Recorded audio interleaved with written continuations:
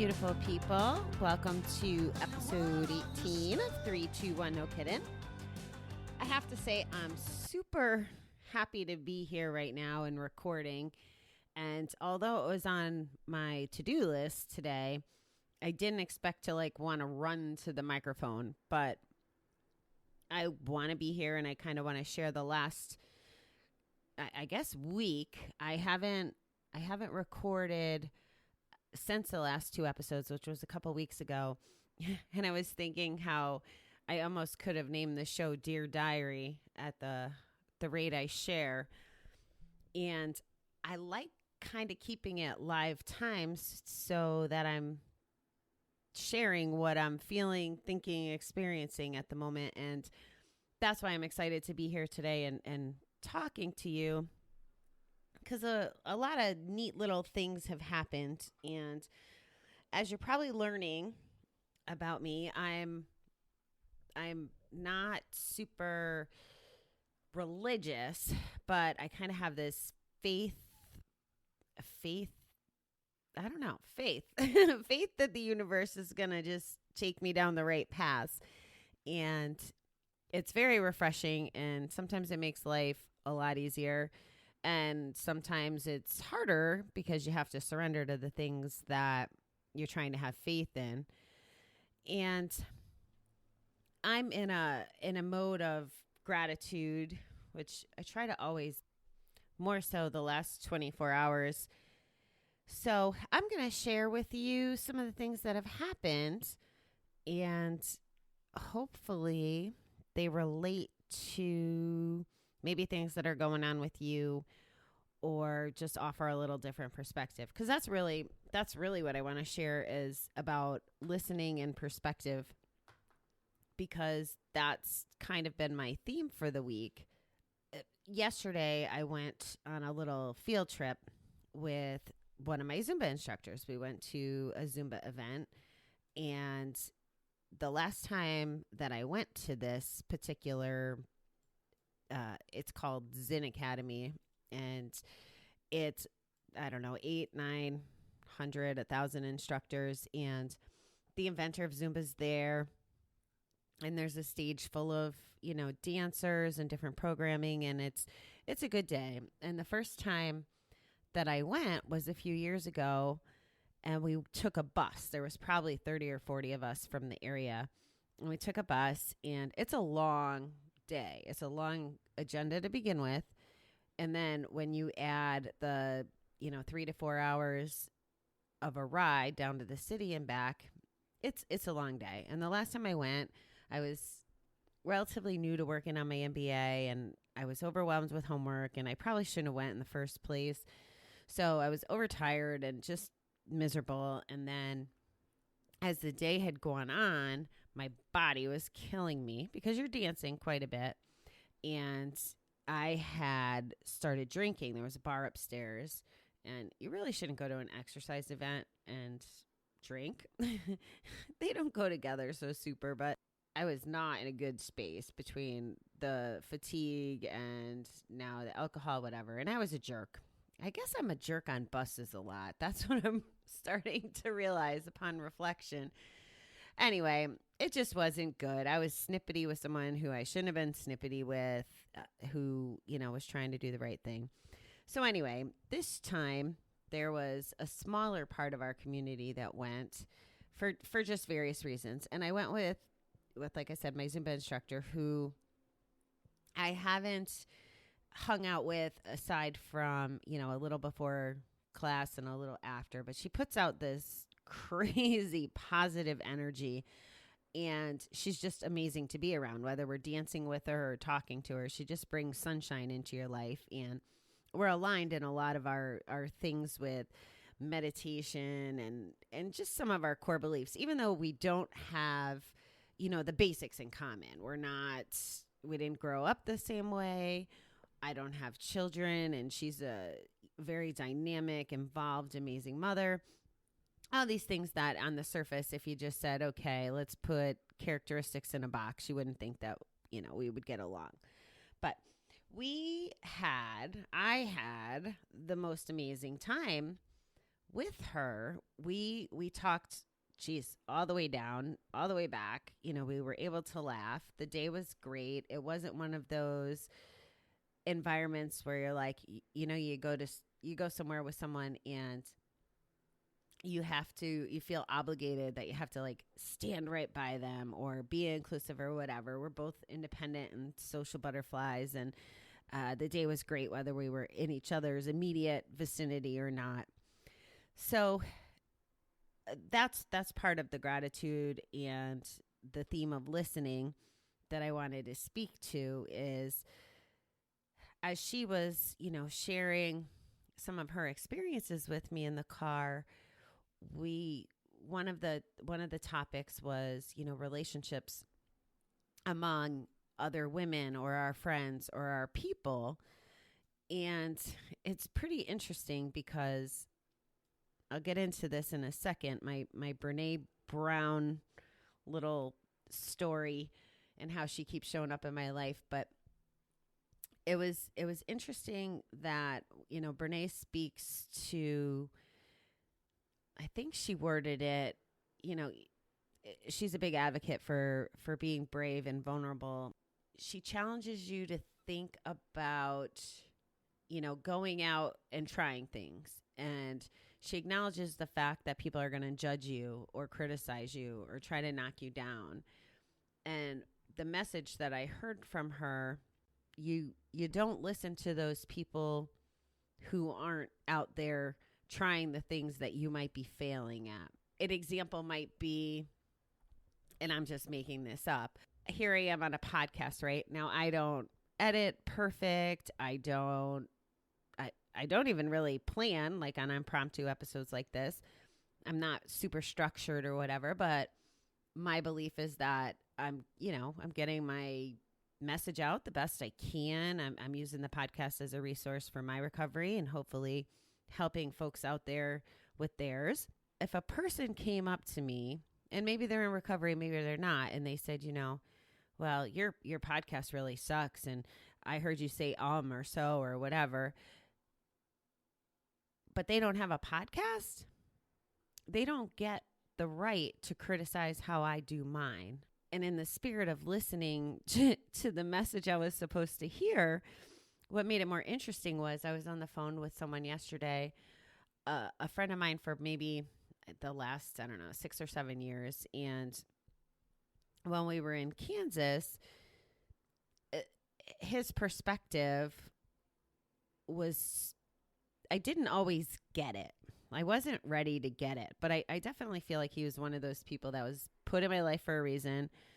And a lot of pivotal stuff and things that I go back to, how he looks at things, I try to remember. I wasn't in a place necessarily to hear them then, but there's a lot of things that I explore that I feel like, oh, okay, he gave me the foundation for this. I wasn't ready to deal with it or address it or visit the thinking all the time, but at least it was there and it never went away. So yesterday when we were having a conversation, he was like, oh, I listened to your show, and I guess he's been all along, which I totally appreciate, but we got on the conversation of, I asked his opinion about something, and he's like, Bobbie, it doesn't matter what I think. He's like, you're just trying to be a good person, and my opinion doesn't matter. Like, just keep doing you. Like, so simple, right? It wasn't complicated. He is, though, however, one of those people who does deserve a place in my life and has like full-blown can tell me his opinion anytime. And it does matter to me because I know it comes from a place of genuine concern and love, and it comes from a very good place. So I don't ever mind his feedback. And even early on in the show, he said to me, he's like, stop apologizing. I was probably apologizing for the editing or whatever. He's like, stop apologizing. Like, you don't need to apologize. And he kind of helps me get my brave on. So I really appreciate that. So back to my little Brene Brown.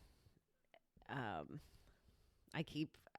don't know how to word it, but maybe she keeps getting delivered to me or her messaging. And it goes as far back as when I was in treatment. They showed us her TED Talk on vulnerable. Wow, that word. I guess even though I can get a little better at it, I still can't say it. Vulnerability. Wow, that was tough. Anyway, we watched the TED Talk, and I'm not sure that I got it at the time. Actually, I remember thinking, why the hell are they showing us this, if I'm being completely honest? So fast forward about a year and a half ago, maybe not even. No, it had to be more recent than that. And I read her book, Daring Greatly. And if you're not familiar with her work,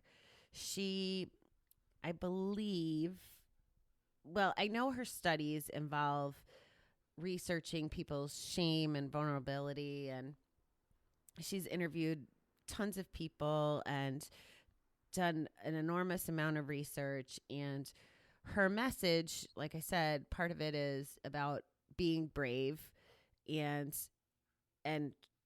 being vulnerable, and she definitely equates it with strength and not weakness. And if I'm being fully transparent, which I try to be, if I wasn't exposed to her messaging, I may not be sitting here. You know, she's part of that secret swirl that got me to take this risk and be out here sharing my story, my whole story, and not hiding, you know, behind details or just telling you the good stuff. So I finished Daring Greatly, and I write her an email, and I was ramping up for the podcast, and I was like, you know, naive Bobbie, not realizing quite how big she is in the world.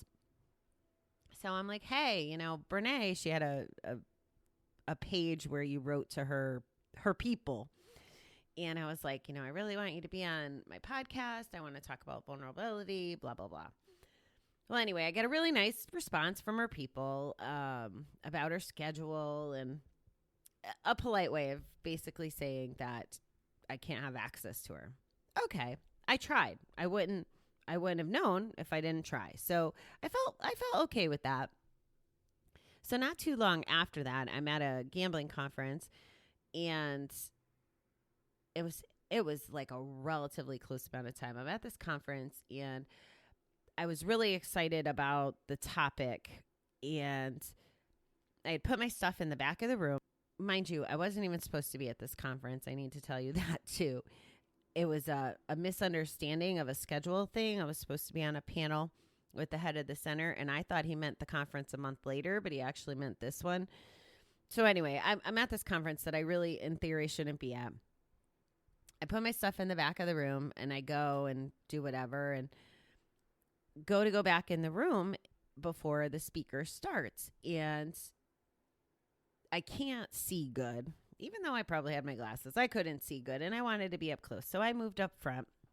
And another thing about listening and things sticking with you, a few years ago at a conference down in Georgia for work, the lady, it was a learn how to do balloon art conference. But this little nugget I walked away with from a presenter was the people in the front row are the people most likely to become millionaires. And for whatever reason, that just stuck with me. And I don't know if it meant that you were brave enough to sit in the front row, or that you were just that in tune and didn't want any distractions. Whatever the logic was, I really just liked that. So I had no problem going in the front row. And this is not even a week after my surgery, and I probably shouldn't have even been in the building. So I'm like uncomfortable. I'm exhausted. I'm just not right, even though it's 10 o'clock in the morning. And we get to the third page in our worksheet, and the podcast hasn't launched yet. And the top of the podcast is talking about recovery methods, and listening to podcasts is one of them. So the first thing that I heard from that piece of paper was I'm on the right path with my podcast. But the next thing that was even more interesting was a photo of Brene Brown giving her TEDx talk. And I'm like, okay, so I just finished her book. I just got to know. Here's a picture of this lady again. So I start talking at some point to the girl that's to my left in the next seat over. And come to find out, she is, I guess Brene Brown does trainings on her, her teaching. And she has almost like coaches of her work, for lack of a better word. And I apologize if I'm screwing that up. But this lady was one of those people. And I'm like, oh, okay. So I can't get to Brene, but I have my firsthand messenger. So that was pretty cool. And someday we hope to get her on the show, Pam, because we couldn't get Brene. Well, not just because Pam has a lot to offer, but it was just interesting. It was like, okay, thank you, universe. We could do this. Even though I got told no by Brene, if I come from a place of gratitude and my eyes open and my ears open, here's Pam, and I can still get the message conveyed. So that was like my next cool Brene Brown moment. So this is last fall. And oh, by the way, that breakout session that I was in was with a fella who suffered from drug addiction, who had kind of worked his way out, and he just published his first book. It's launching this month, and I'm hoping to get him on the show as well to share. He's willing, and I've just been, I can't even say, I don't want to say too busy, because you're not too busy unless you make yourself too busy. So I haven't been prioritizing correctly, I guess would be the better way. I can own that.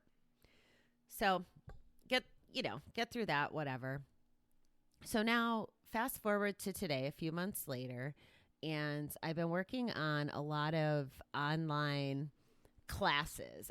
For me, what I've figured out in this new world of podcasting, and that's what started it, was I took an online course to learn how to podcast, because I had no clue, and I'm still not, an expert by any means, but hey, they're published, you're listening. There's like, I think I'm at 23 countries, which is pretty exciting. So thank you, Bulgaria and Morocco and Ghana, places I don't even think of.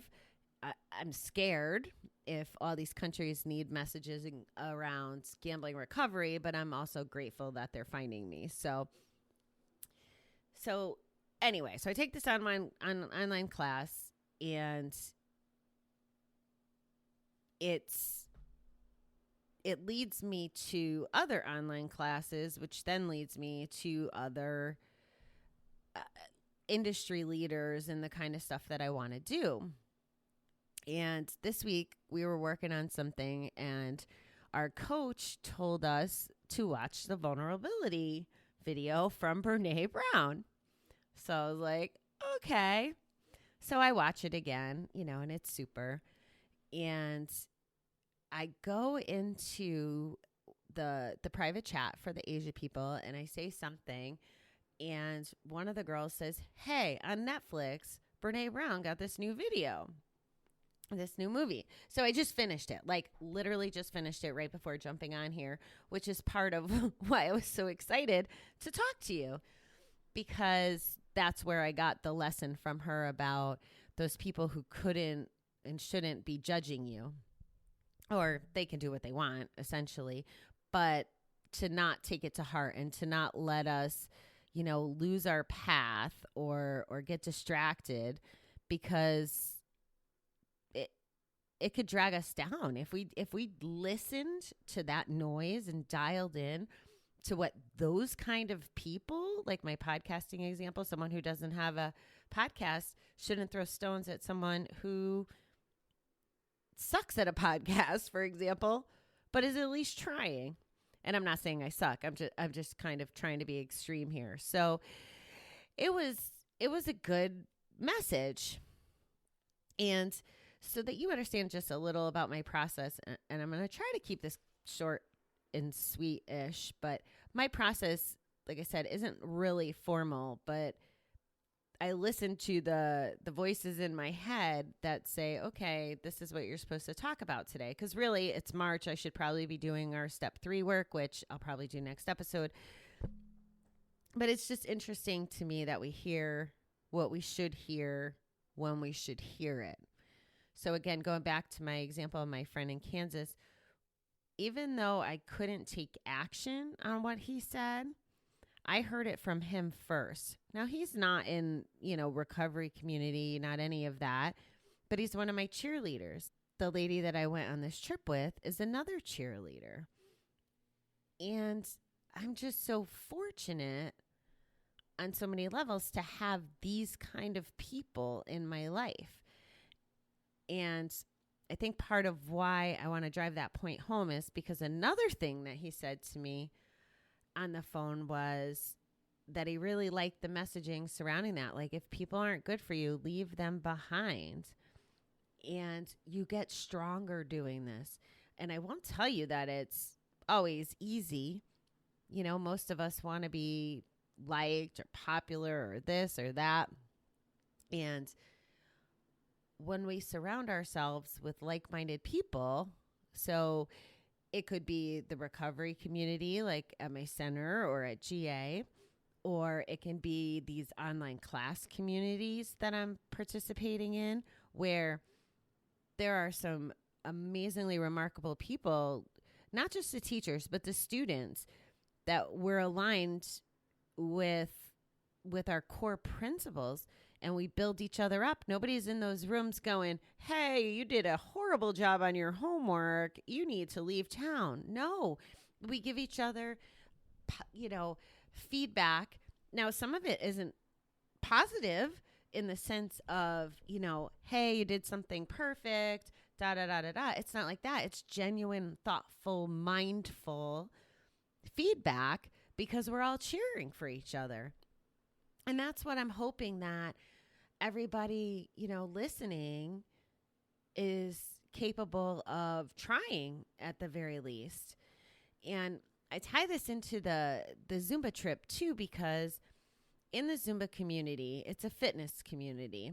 Now, I'm not a size 2. I can't wear all their clothes. They have these bras that some of the women can wear as shirts. They're actually meant to be okay to be seen alone. So I'm not saying people are walking around in bras in public, but they're really like decorative, fun sports bras. Like, I'm not in a position to do that, but it doesn't it doesn't take away my right to be there anymore, because I don't look exactly like the brand. In the Zumba world, and I'm going to just use this as an example, 2 years ago with that 40 of us, now I'm not saying I remember anything specific, but I know that this happens when you get in an area and, it may be because it's work related, but maybe not all the women like each other. Maybe they're judgy of how they do their choreo or how they dress or how they dance or whatever it is. And I probably fell in that bucket too at one point. Like, oh, I don't like her style, or oh, this or whatever. But what I saw and really practiced, and I've talked about this when Karen and I went to Florida and we were doing the love and kindness exercise with the people on the street. Well, now that's kind of the place I try to come from all the time. Again, not perfect, but practice and being mindful. There was a woman there yesterday that, if I asked 10 different people in the Zumba community their opinions, I might get good opinions. I might get bad opinions. I might get, just different feedback. And I never had a chance to get to know her. And yesterday I spent some time with her. It was awesome, for starters, but it was great to meet another person or get to know another person. So we're like-minded in, having Zumba in common, and just being able to see her as a person through my own lens was special, and it was a gift. And I came home and, I'm like thrilled. Like, I just feel very magical after spending so much time with Danny in the car on the way up and down. And, even last night we're trying to fight traffic around all these psycho crazy drivers in the city that were scaring the bejesus out of us. And we're tired and we don't really know where our hotel is and whatever. And even though like cranky was kicking in, it was just it was a good dynamic to be in. I come home and there was one of the members from the community that I would have expected to be at the event, and I was missing her yesterday. So I checked in today to see where she was, and she asked how it went, and I told her. And I told her I got to get to know this other person a little better. And the response was something like, I hope you didn't see the bad side of her, or something with that language. And I think that there would have been a time where I would have engaged in this negative thinking, or negative, the gossip or the judgment or whatever all that looks like. And instead, I just kind of focused on the negative and never responded to that part of the conversation. I'm hoping that, I know for me, that felt good. But I'm also hoping that the other person picks up on, like, I don't want to be that girl. I don't want to come from anywhere but love and kindness. And that's kind of some of what Danny and I were talking about with the judgment and setting an example. Danny has a whole bunch of beliefs and practices that she incorporates in her life. And part of our conversation was how, neither one of us want to be preachers per se, but if we do the right thing, other people will pick up on it and, take the good and leave the rest that works for them. And there was an example that her and I were talking about where that had happened. So it's very, again, not easy, not perfect. And if I was as insecure as I may have been in the past, I might have, in this conversation, been like, oh yeah, I heard bad things or whatever, and engaged that way. But then the next time I saw this girl who I actually enjoyed spending time with, to her face was, sweet as pie again. Like, I don't want to be that person. That's all. I guess that's the point. Is it feels so good today to be just looking at these people in my life with gratitude. That's it. I guess it's that simple. Is if we're happy and we look for the goodness, we're going to find the goodness. If we're miserable and looking for the bad, we're going to find the bad. It's all a matter of perspective. So I talked a lot longer than I planned on, but I want to summarize kind of the two topics the voice in my head were really focused on today, and just to kind of wrap it up. But the first is the listening, listening to the universe when they deliver messages. And if that's too hocus pocus for you, just be in tune to what's happening around you. Maybe you hear the same author's name like I did, or a theme. One of my meditation instructors had told me she kept hearing Thailand. It kept showing up in her news feed, and it kept all these things, and it turned into it. So she kind of dialed into it. And then very shortly after, someone was like, hey, I'm going to Thailand. Do you mind house sitting? And she was able to, have a good place to stay for a couple weeks. It could be something as simple as that. And also listening to our people, the fellow I was talking about earlier, even though he just doesn't grasp how much what he says to me, like how the magnitude of what he says, because he's just so humble and chill, and he just doesn't get how much I appreciate him. So if he listens to this, hopefully he knows how much I appreciate him. He doesn't ever seem to want to hear it otherwise. Anyway, so listening to your people, listening to your world. And then the other part about letting go of the things that don't serve you, letting go of the people who bring you down, who make you sad, who judge you, who don't support you, because even that's two different things.